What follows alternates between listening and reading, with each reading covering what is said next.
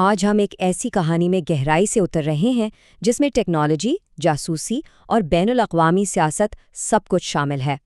یہ ایک امریکی پائلٹ کی گرفتاری کی ایک انتہائی سنسنی خیز داستان ہے۔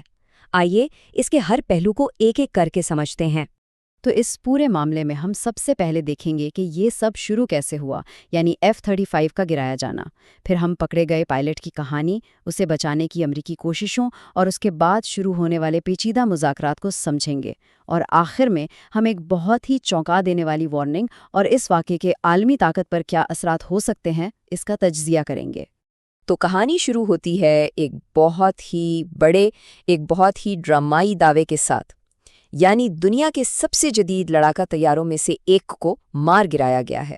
جی ہاں، یہی وہ مرکزی دعویٰ ہے جو اس پوری کہانی کی جڑ ہے۔ ایک F-35 جو اپنی اسٹیلتھ ٹیکنالوجی کی وجہ سے مشہور ہے، کہا جا رہا ہے کہ نہ صرف اسے مار گرایا گیا بلکہ اس کا پائلٹ بھی اب حراست میں ہے، اور یہی وہ واقعہ ہے جو آگے آنے والے ہر موڑ کی بنیاد بنے گا۔ اچھا، تو طیارہ گرنے کے فوراً بعد ہوا کیا؟ جو کہانی بیان کی جا رہی ہے وہ کچھ یوں ہے کہ پائلٹ نے کامیابی سے ایجیکٹ کیا، یعنی وہ پیراشوٹ کے ذریعے باہر نکل آیا۔ وہ جنوبی ایران میں بحفاظت زمین پر اترا، لیکن وہاں سب سے پہلے مقامی لوگوں نے اسے پکڑ لیا اور پھر اسے پاسداران انقلاب یعنی IRGC کے حوالے کر دیا گیا۔ اب فوکس طیارے سے ہٹ کر اس انسان پر آ جاتا ہے جو اس سب کے بیچ میں ہے، یعنی وہ پکڑا گیا پائلٹ۔ تو سب سے بڑا سوال یہی ہے کہ F-35 تو گر گیا، لیکن اس پائلٹ کا کیا بنا؟ اس کی حالت کیسی ہے؟ اور اب اس سیاسی شطرنج کی بساط پر وہ کتنا اہم مہرہ بن چکا ہے؟ دیکھیں، ایجیکشن کا عمل جان تو بچا لیتا ہے، لیکن اس کی ایک جسمانی قیمت ہوتی ہے۔ یہ جو جملہ آپ دیکھ رہے ہیں، یہ ہمیں اس شدید جھٹکے کا احساس دلاتا ہے جس سے وہ پائلٹ گزرا ہوگا۔ یہ اس کہانی میں ایک انسانی پہلو بھی شامل کرتا ہے۔ تو جو کہا جا رہا ہے وہ یہ ہے کہ پائلٹ محفوظ ہے اور IRGC کی حراست میں ہے۔ یہ بھی پیش گوئی کی جا رہی ہے کہ جلد ہی شاید کوئی ویڈیو بھی سامنے آ جائے، یہ دکھانے کے لیے کہ اس کے ساتھ اچھا سلوک ہو رہا ہے۔ لیکن ایک اور بات بھی ہے جو کافی دلچسپ ہے۔ اکثر ایسا ہوتا ہے کہ جو پائلٹ ایک بار ایجیکٹ کر لے، اس کا فائٹر جیٹ اڑانے کا کیریئر وہیں ختم ہو جاتا ہے۔ اچھا، ایک طرف یہ سب ہو رہا تھا تو دوسری طرف امریکہ کا رد عمل کیا تھا؟ وہ اپنے پائلٹ کو ڈھونڈنے کے لیے کیا کر رہا تھا؟ دیکھیں، امریکی ریسکیو کی کوششوں کے پیچھے ایک خاص ٹیکنالوجی ہے، اسے کہتے ہیں پرسنل لوکیٹر بیکن۔ اب یہ ہے کیا چیز؟ یہ ایک چھوٹی سی ڈیوائس ہے جو ہر پائلٹ کے پاس ہوتی ہے۔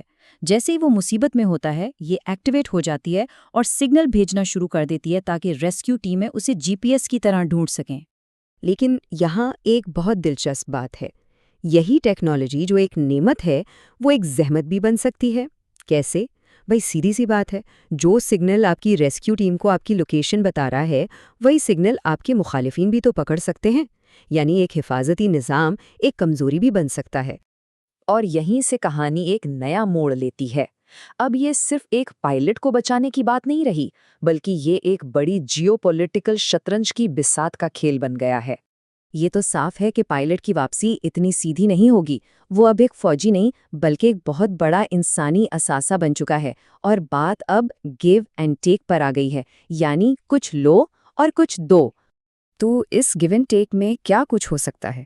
میز پر کئی آپشنز رکھے جا سکتے ہیں، جیسے پائلٹ کی واپسی کے بدلے اسرائیل میں قید کچھ قیدیوں کی رہائی کا مطالبہ ہو سکتا ہے، یا یہ شرط رکھی جا سکتی ہے کہ امریکہ اپنی ریڈ لسٹ سے کچھ لوگوں کے نام ہٹائے، اور ایک امکان یہ بھی ہے کہ کہا جائے کہ پائلٹ کی واپسی جنگ کے ختم ہونے پر ہی ہوگی۔ اب ہم اس کہانی کے سب سے چونکا دینے والے اور شاید سب سے زیادہ متنازع حصے کی طرف آ رہے ہیں۔ ایک سوال جو ذہن میں آتا ہے کہ اس پائلٹ کی جان کو سب سے بڑا خطرہ کس سے ہے؟ جواب شاید وہ نہیں جو آپ سوچ رہے ہیں۔ عام طور پر تو یہی لگے گا کہ جس نے پکڑا ہے خطرہ بھی اسی سے ہے، لیکن یہ کہانی ایک بالکل مختلف ہی تصویر دکھاتی ہے۔ اس کو سمجھنے کے لیے پہلے ایک ٹرم کو سمجھنا ضروری ہے، فالس فلیگ آپریشن۔ یہ ہوتا کیا ہے؟ بہت سادہ لفظوں میں یہ ایک ایسی دھوکہ دہی کی کارروائی ہوتی ہے جس میں ایک فریق خود کوئی حملہ کرتا ہے لیکن الزام کسی دوسرے پر ڈال دیتا ہے تاکہ اپنے کسی بڑے مقصد کو حاصل کر سکے۔ تو جو الزام لگایا جا رہا ہے وہ بہت سنگین ہے۔ کہا یہ جا رہا ہے کہ پائلٹ کی جان کو اصل خطرہ ایک فالس فلیگ آپریشن سے ہو سکتا ہے۔ یعنی اسرائیل شاید پائلٹ کو قتل کر کے اس کا الزام ایران پر ڈال دے تاکہ جنگ مزید بھڑک اٹھے اور امریکہ اس تنازع میں پوری طرح شامل ہو جائے۔ اچھا، اس سب سے ہٹ کر اس واقعے کا بڑا پیغام کیا ہے؟ طاقت کے توازن کے حوالے سے یہ ہمیں کیا بتاتا ہے؟ یہ ایک طنزیہ جملہ ہے جو امریکی بحری بیڑے کے لیے استعمال کیا گیا، اور اس سے یہ تاثر دینے کی کوشش کی گئی ہے کہ امریکہ کی وہ فوجی طاقت جس کا اتنا چرچا تھا اب بے اثر ہو چکی ہے، یعنی طاقت کا توازن اب بدل رہا ہے۔ تو خلاصہ یہ ہے کہ اس کہانی کے مطابق یہ صرف ایک طیارہ نہیں گرا، بلکہ اس کے ساتھ ساتھ امریکی ٹیکنالوجی کی برتری کا غرور بھی ٹوٹا ہے۔ ایک اسٹیلتھ طیارے کا گرایا جانا ایک بہت بڑی علامتی شکست ہے، جو یہ پیغام دیتی ہے کہ طاقت کے پرانے اصول اب شاید کام نہیں کر رہے۔ تو آخر میں یہ کہانی ہمیں ایک بڑے سوال کے ساتھ چھوڑ جاتی ہے۔